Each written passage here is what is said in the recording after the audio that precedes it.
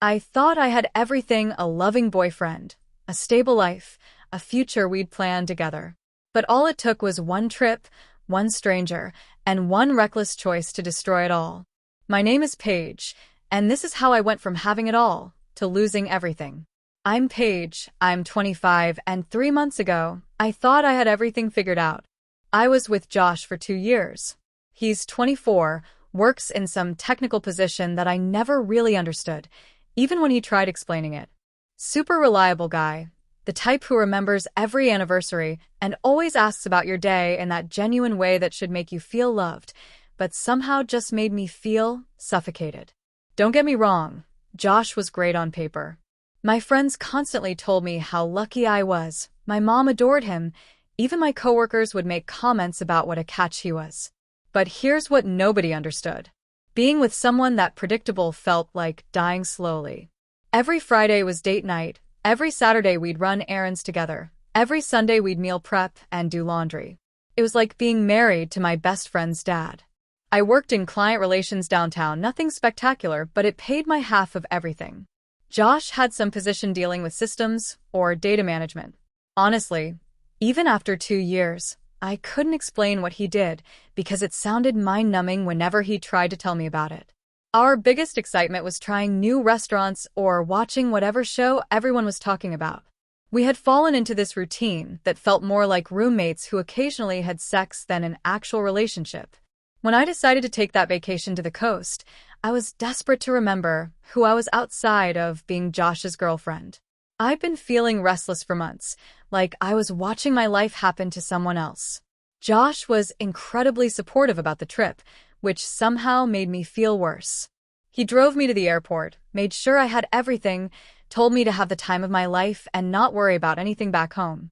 "You deserve this break," he said, kissing me goodbye. "I'll miss you like crazy, but I want you to enjoy every second." I should have melted at how sweet he was being. Instead, I felt guilty for not being more excited about coming back to him. My flight got delayed, and I was sitting at the gate feeling sorry for myself when this guy took the seat next to me. Dante. Late 20s, dark hair, dressed like he had money, but not in a flashy way. When he smiled, apologizing for bumping my bag, I felt something I hadn't felt in months, that electric attraction to a complete stranger that makes your stomach flip. We started talking, and it was effortless in a way conversations with Josh hadn't been in forever. Dante was heading to the same city for business, real estate development, that actually sounded interesting and dynamic. He was sharp, funny, made observations about people around us that had me laughing harder than I had in weeks. Not Josh's gentle dad jokes, but clever, edgy humor that made me feel sophisticated. When he suggested grabbing drinks after we landed, I said yes without thinking. I told myself it was just being friendly, making the most of my solo vacation, but I knew I was attracted to him, and I knew I was choosing not to mention Josh. For the first time in months, I felt interesting again, instead of just comfortable. The drinks turned into dinner at this incredible place he knew, then to a private beach spot that regular tourists never found. By the time I was supposed to call Josh that night, I was having too much fun. I was flirting, laughing, remembering what it felt like to be desired by someone who didn't already know all my stories and annoying habits. I texted Josh the next morning instead of calling, kept it vague, said I was exhausted from traveling and had crashed early. That first lie felt so small at the time, just avoiding having to edit out all the exciting parts of my evening when talking to him. Dante had rented this beach house, and he invited me to see it. I told myself I was just being adventurous, exploring with someone who actually knew the area. The house was stunning. Right on the water, floor-to-ceiling windows, everything Josh and I could never afford, even if we saved for years. Dante opened wine, and we sat on the deck, talking about life, dreams, possibilities. He told me about his business ventures, his plans to expand into different markets. He had this way of talking about the future like it was full of potential, instead of just more routine. When he asked about me, I found myself sharing dreams I'd forgotten I had, traveling, maybe starting my own business, seeing more of the world than just the same city I'd lived in forever. When he kissed me, I should have stopped it. I knew I should have. But it felt like watching someone else's life, someone more exciting than the version of me going through the motions with Josh. someone who deserved passion instead of just stability. I stayed the night, waking up in his bed, looking out at the ocean. I felt more alive than I had in months. For the first time in forever, I had no idea what would happen next, and instead of scaring me, it thrilled me. By day 3, I was barely thinking about Josh, except when he called. Each conversation felt like an interruption to my real life. He'd ask about my day, and I'd edit out everything that mattered. Just relaxing on the beach, I'd say, when really Dante and I had spent the morning in bed and the afternoon exploring some gallery he'd discovered. The worst part was how trusting Josh was. How excited he sounded when I told him I was really enjoying the solo experience. His faith in me was absolute, and instead of guilt, it made me feel powerful. I could tell him anything, and he'd believe me completely. Meanwhile, Dante and I fell into this domestic routine that felt both thrilling and natural. He'd work during the day while I explored, and evenings we'd cook together and talk for hours. The conversation never got boring. He'd tell me about places he'd traveled, deals he was working on, ideas for the future. I felt sophisticated, worldly, like someone worth impressing. And the chemistry was incredible. Everything with Josh had become so predictable, same timing, same positions, same gentle consideration that felt more like politeness than passion. With Dante, I never knew what to expect. He was confident, demanding, spontaneous. I felt desirable in a way I'd forgotten was possible. When my original return flight approached, I couldn't bear going back to my old life. Back to Josh's gentle questions about my day, back to our scheduled routines, back to feeling like I was sleepwalking through my own existence. So I called Josh and told him I was extending my vacation another week. He sounded disappointed, but tried to hide it. "Whatever makes you happy, Paige," he said, and even his disappointment was so understanding. "I miss you, but I want you to get everything you need from this trip." I almost confessed everything right then. The guilt hit me hard, and for a second I considered telling him the truth. But then Dante walked into the room, and just seeing him made my heart race in a way it never did with Josh anymore. "I love you too." I lied and hung up before he could say anything else. That second week was like living in a different reality. Dante took time off work to spend with me, and we did everything. Private sailing, exclusive restaurants, events that regular tourists never heard about. He introduced me to his successful friends who treated me like I belonged in their world. I felt like the main character in my own life for the first time in years. We talked about everything: philosophy, travel, business, life goals. He listened in a way that made me feel heard and understood. Josh always listened too, but differently. Josh listened like a boyfriend who already knew everything about me. Dante listened like someone discovering me, like every conversation revealed something new and interesting. I was careful about social media, posting beach pictures, but cropping Dante out. I wasn't completely reckless, but maintaining the lie with Josh was exhausting. His calls felt like interruptions. When he'd tell me how much he missed me and couldn't wait for me to come home, I'd feel claustrophobic instead of loved. Josh was being more attentive than ever. Sweet texts throughout the day, flowers delivered to my empty apartment, planning things for when I got back. My absence was reminding him to appreciate me, but all it did was make me realize how much I'd outgrown what we had. By the end of the second week, Dante was talking about me staying longer. Not permanently, but indefinitely. He had industry connections, could help me find work if I wanted to change. The idea was intoxicating, a whole new life away from the routine that had been suffocating me. "You seem different here," he told me one night walking along the beach. "More yourself, more alive." He was right. So when I called the airline to extend again, I felt like I was finally taking control of my life. But extending a second time required a bigger lie. I couldn't just tell Josh I was having too much fun. He'd ask questions. So I invented a story about meeting Travelers Road tripping up the coast, deciding to join them for a few extra days. Josh bought it completely. "That sounds amazing," he said, trying to sound excited instead of hurt. "I'm so glad you're having experiences like this." His absolute trust should have made me feel terrible. Instead, it made me feel like I was getting away with something, living this double life where I could have excitement while keeping my safety net intact. I started imagining staying with Dante permanently. He was successful, ambitious, going places. He made me feel like I could be successful too, like I could matter instead of just going through the motions of an ordinary life. The first crack appeared when I called work to extend my vacation days.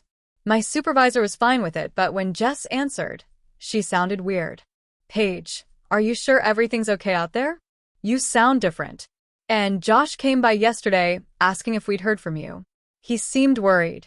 I laughed it off, but something in her tone bothered me. When I mentioned it to Dante, he just shrugged. People get uncomfortable when someone breaks their expected patterns, he said. It threatens their choices to see someone actually go after what they want. That made sense. Of course, people would be jealous that I was having adventures while they were stuck in boring routines. 3 weeks in, reality started creeping into my fantasy. My extended time off was unpaid, and my savings were dangerously low. While Dante was generous, I wasn't comfortable letting him pay for everything. It made the power dynamic feel weird. More concerning was the shift in Dante himself. The man who'd been so attentive was suddenly taking work calls during dinners and spending longer hours at the office. When I'd suggest activities, his responses were getting shorter, more distracted. One morning, I caught him scrolling through Instagram, looking at pictures of some blonde woman, photos that were clearly recent and intimate. Beach shots, dinner photos, relationship pictures. Who's that? I asked casually. He clicked off quickly. Just someone I used to know. But his tone was different. Guarded. That's when it hit me. I might not be the only woman in his life. The thought made me sick but also hypocritical. What right did I have to be jealous when I was technically still with Josh? When I finally asked him directly what was going on, his answer shattered my fantasy. Paige, this has been incredible, but we both knew it was temporary, right? He said it so casually. You have a life back home, a boyfriend. I'm not looking for anything permanent right now. The way he said right now made it clear he wasn't talking about timing. He was talking about me. I wasn't permanent material. I was just a fun distraction. But I thought.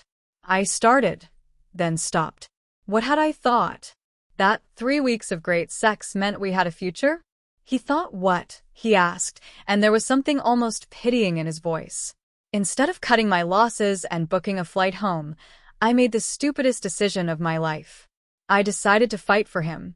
I convinced myself he was just scared of intimacy, that if I chose him over Josh, he'd realize what we had was special. So I called Josh and broke up with him over the phone. Except I didn't really break up with him. I was too cowardly for that. I told him I needed more time to figure myself out and thought we should take a break. Josh was devastated. I could hear the confusion, the hurt, the desperation. Paige, what are you talking about? Is this about the vacation? We can work through whatever this is. For a moment, listening to him beg me not to throw away what we had, I almost took it back. Josh was good. He loved me, supported me, would have done anything for me.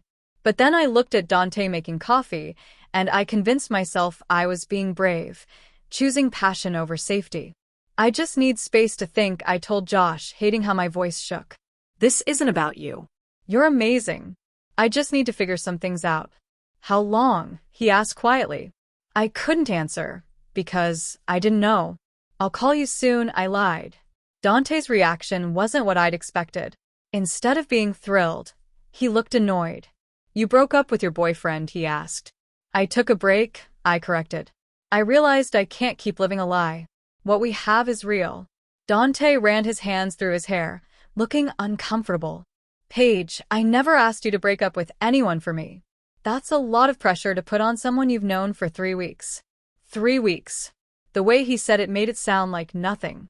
Over the next few days, Dante's work demands mysteriously increased. He was traveling more, working late, and when he was around, he seemed distant. I kept trying to recreate the magic of those first 2 weeks, but it was like forcing something that had already died. The end came exactly 1 week after I'd broken up with Josh. Dante sat me down and delivered the final blow with devastating casualness. My ex-girlfriend is moving back to town, he said. We've been talking and we're going to try to work things out. The blonde from Instagram. Of course. She's been living out of state for work, but she got transferred back, and we both realized we made a mistake ending things. We have history together, shared investments, a whole life we built. Everything he was describing was everything I'd just thrown away with Josh. What about us? I asked. We had something special, Paige, but it was always temporary. You knew that. He squeezed my hand patronizingly. You'll figure things out with Josh. He sounds like a good guy who really loves you. Just like that, my great love affair was over. I was being dismissed like a pleasant vacation memory. I booked a flight for the next day, spent my last night crying in a hotel room near the airport, wondering how I destroyed my entire life in less than a month. When I tried calling Josh from the airport, his number went straight to voicemail. When I tried texting, I discovered he'd blocked me completely. Panicking, I called Jess to get Josh's work number. That's when I learned the truth that shattered what was left of my world. Paige, where the hell have you been? Jess said, Josh has been going crazy trying to figure out what happened to you. What do you mean? I told him I needed space. He came to the office looking for you 3 days ago, said you'd called about taking a break, but when he went to your apartment to try talking in person, your neighbor told him you'd been gone for weeks. He thought something terrible happened. The room spun. He went to my apartment? Paige, he knows you've been lying about where you are. He saw your flight confirmations on his laptop, the same laptop he used to book your trip. He's known for over a week that you've been back in town while telling him you were on some road trip. I felt like I was going to throw up. Josh had known I was lying and had been waiting for me to tell the truth. Instead, I'd broken his heart with more lies. He kept hoping you'd come clean, Jess continued coldly. He made excuses for you. Said maybe you were going through something, but when you called and broke up with him instead of being honest. Paige, what the hell did you do? Where is he now? I asked weakly. I don't know, and even if I did, I wouldn't tell you. What you did to him was cruel. She hung up, and I was alone with the wreckage of my life. I took a cab to my apartment, hoping Josh might be there waiting. But the place was empty, exactly as I'd left it. The flowers he'd sent during my first week away were dead in their vase, brown reminders of how things used to be. I tried everything to reach him, went to his building, but the doorman wouldn't let me up. Waited outside his office, but security escorted me away. Tried reaching his friends and family, but they all gave me the same cold treatment. He didn't want to see me, didn't want anything to do with me. It took 3 weeks to accept that Josh was really gone. 3 weeks of calling numbers that went to voicemail, sending messages that were never read, showing up places only to find he'd already left. He'd cut me out of his life so completely, it was like our 2 years together never happened. Meanwhile, my life was falling apart in other ways. I'd burned through all my vacation days, and then some. My supervisor wrote me up for unexcused absences and put me on probation. My coworkers treated me differently. Word had gotten around about what I'd done to Josh, and most thought I was terrible. My friends weren't much better. Josh had always been well-liked, and when the truth came out, most people sided with him. I found myself uninvited from gatherings, left out of group chats, treated like I had some contagious moral disease. My family kept asking what happened to that nice young man, and I didn't know how to explain without admitting what I'd done. The worst part was the regret, not just about losing Josh, but about how completely I'd misjudged everything. I'd convinced myself that what I had with Dante was real love, that Josh and I were just settling. But looking back, I could see how wrong I'd been. Josh had loved me genuinely, consistently, faithfully. He'd supported my dreams, put up with my moods, made me feel secure and valued every day. What I'd mistaken for boring predictability had actually been the kind of stable, mature love most people spend their lives looking for. Dante had never loved me at all. I'd been a convenient distraction while his real girlfriend was out of town. All those deep conversations, all that passion, none of it had meant anything to him. But even knowing all that, even seeing how badly I'd screwed up, I can't bring myself to take full responsibility because Josh and I had been in a rut. We had gotten comfortable and predictable. I had felt like I was missing something, like there had to be more to life than what we had. Maybe I handled it wrong, but my feelings weren't invalid. Maybe I made terrible choices, but I made them trying to find something real instead of settling for safe and easy. Now I'm alone on Saturday nights, wondering if I'll ever find someone who can give me both passion and stability. Josh had been stability, without excitement. Dante had been excitement, without substance. Maybe what I need is someone who can be both, but maybe people like that don't exist outside of movies. I still think about Josh sometimes, wonder what he's doing if he's happy. I heard he's dating again, though nobody will tell me specifics. Part of me hopes he's found someone who appreciates what an amazing person he is. Part of me hopes he's miserable without me. I'm not proud of that second part, but it's honest. As for Dante, I unfollowed him because seeing pictures of him with his girlfriend made me feel pathetic. But sometimes I still look him up, scroll through their happy photos, try to figure out what she has that I don't. I know I should feel guilty about what I did to Josh, and I do feel bad about hurting him. He didn't deserve that, but I can't regret trying to find something better, even if it blew up in my face. Maybe that makes me terrible. Maybe I am selfish and immature, like people say. But at least I know what real passion feels like now, even if it was temporary. At least I took a chance instead of accepting that comfortable was all I deserved. Some people say I got what I deserved, that karma came for me. But I don't see it that way. I see it as the price of trying to have it all instead of settling. Most people are too scared to take risks like that, too comfortable in their safe relationships to reach for something extraordinary. I'm not saying I'd do it all again the same way, but I'm also not saying I'd choose differently. Because for 3 weeks, I felt more alive than I had in years. For 3 weeks, I was the main character in an epic love story instead of just another person going through the motions. That has to count for something, right? Looking back, I don't know if I was chasing love, freedom, or just an escape for myself. I told myself I was searching for passion, but in the end, all I found was regret. Josh is gone. Dante moved on. And I'm left wondering if risking everything for 3 weeks of excitement was worth losing the only person who truly loved me.